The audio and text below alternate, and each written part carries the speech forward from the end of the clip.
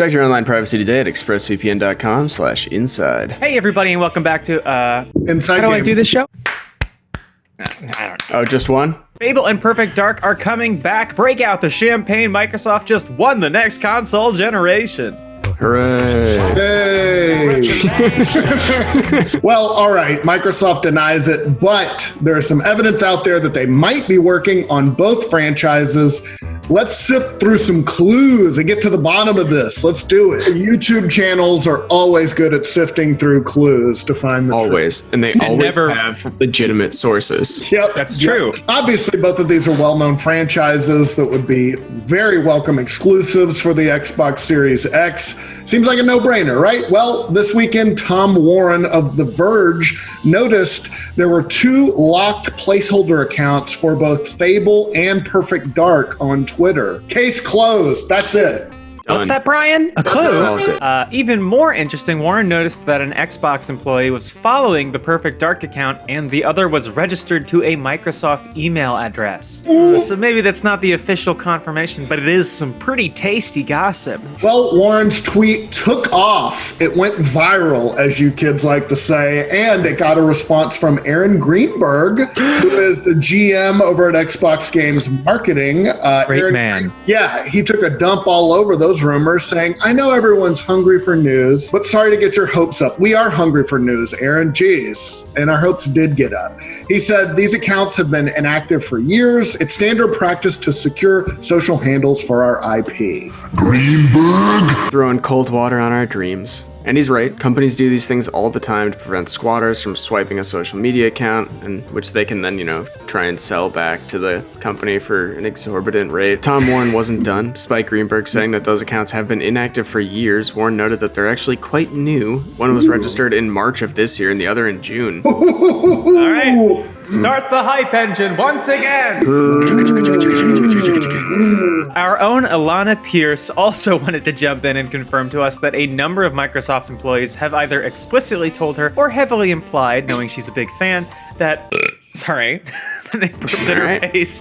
Have either explicitly told her or heavily implied, knowing she's a big fan, that Fable news is coming very soon. Like several employees not realizing they've all done it. Occasionally companies will give out red herrings to press. That has happened before, but the odds are pretty good. It's also fairly common for companies to disavow all knowledge of upcoming games because they don't want to spoil a big announcement. You might remember back in 2018, Blizzard tweeted out a pretty clear teaser that Diablo is coming to the Switch. There was a little short video of a nightlight being turned on and off, also switched on and off. Everybody got the reference immediately, but then Blizzard was like, no, this is just a fun community engagement piece. And then they announced a while later that Diablo 3 was, in fact, coming to the Switch.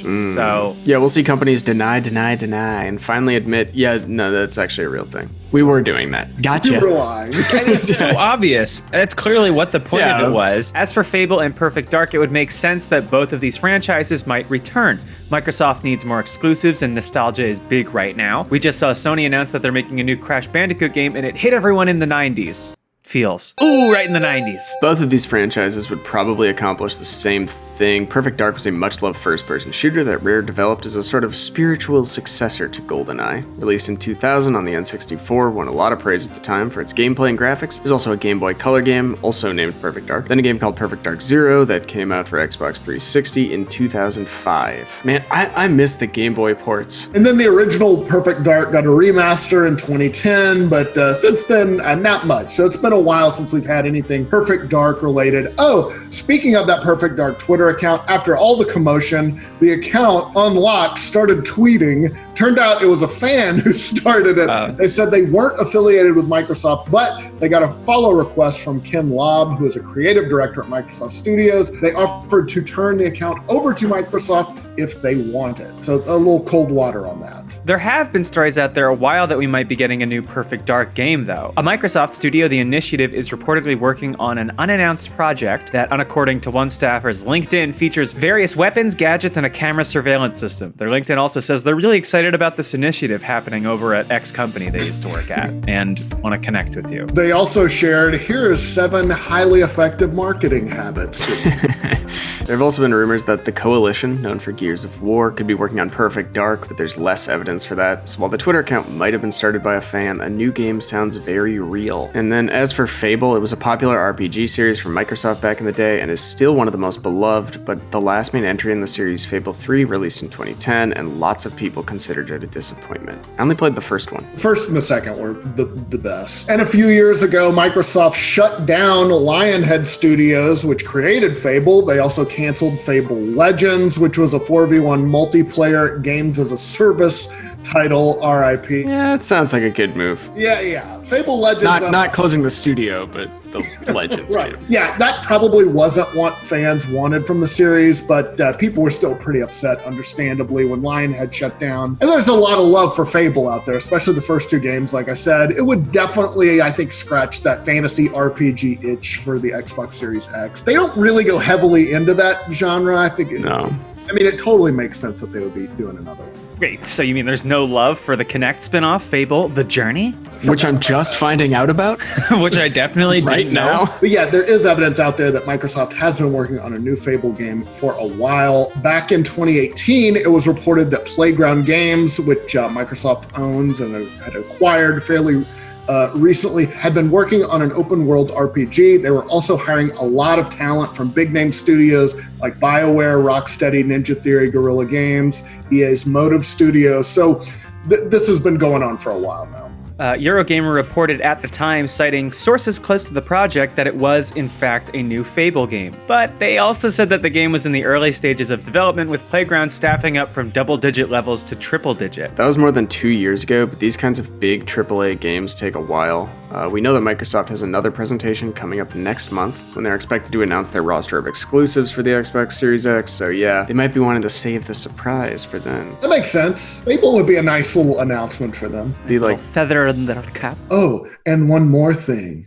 It has been a pretty quiet period recently for Microsoft. They've previously been releasing lots of Xbox Series X news, but the whole month of June has gone by without any kind of Xbox 2020 announcement from them, despite, remember, they claimed in May it was going to be a monthly thing, and then they did it for 1 month. yeah. Then again, their event in May, which featured a lot of third-party games, was criticized by some for being underwhelming. Us included. We Yeah. were not whelmed. There's I cool was below stuff. that. It's cool stuff. It's just a weird reveal. Especially too for much their fanfare. for their first games presentation. Like, Exactly.